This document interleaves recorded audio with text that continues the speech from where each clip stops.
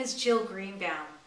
When I talk with students, I often hear this question: what should I be doing to be college ready?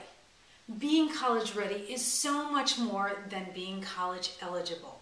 No doubt you do so many things in high school. You started planning for high school in 8th grade, thinking about the courses you were going to take and making sure that they were challenging. In addition, you're always working to maintain the highest GPA possible in your best ranking class. You're involved in extracurricular activities, just a couple, not too many. You pursue challenging experiences over the summer, whether that's studying even more, traveling, or working a bit. You might begin the college search in earnest in your junior year.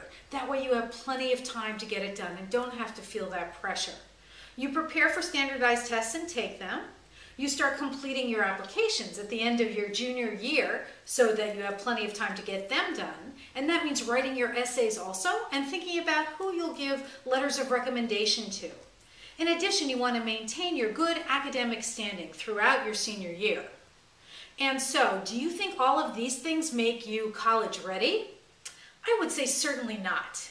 If you do all of these things well, you've practiced your academic skills, your note-taking, good communication, teamwork, you've expanded your knowledge and managed a huge long-term project. That means this whole application piece, and yet you haven't addressed some of the really critical pieces, which include managing yourself to become college ready or career ready.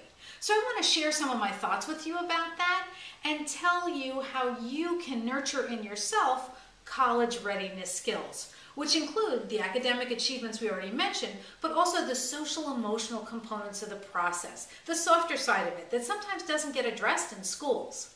So the question becomes, what do you need to do well in college? And it means you need the knowledge, skills, and attitudes to become an independent young adult who's truly capable of managing in these 4 areas. And the first is self-care, and that means eating and being able to cook some for yourself perhaps, getting up in time for classes, cleaning and taking care of your space, managing your workload, and figuring out what a good work-play balance is, getting into relationships with folks, being exposed to partying, probably some drugs and alcohol, and also sex, and quite honestly figuring out what your boundaries are in all those areas, and developing some refusal skills, knowing when you feel comfortable and when you don't. In addition, you need to understand things like money and credit cards and debit cards and maybe even checking accounts. So those are really important pieces. And how to recognize, very importantly, when you might need some help in any one of the areas that I've mentioned so far. A second key area of perhaps growth or opportunity to step into is creating a vision of who you want to be when you're in college. And so that means you need to know who you are now. You need to have a vision of who you want to become and look at colleges to give you options so that you can grow into the person that you want to be. And that will include choosing a course of study, perhaps doing internships, or maybe even some study abroad, making that part of your plan. In addition, you have to be able to apply yourself to the academic side of college and be sure to monitor your own performance when you're doing well in classes and when you need some help, and being sure to reach out for it when you do need it.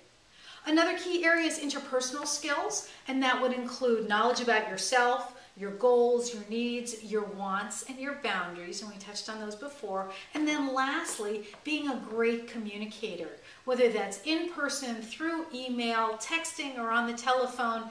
In other words, learning how to manage your communication with others, whether that's one-on-one, as part of a team, maybe in situations where there are conflicts, in situations where you want to be firm and clear about what you want and what you don't want, and as I've been saying, as an advocate for yourself as a learner.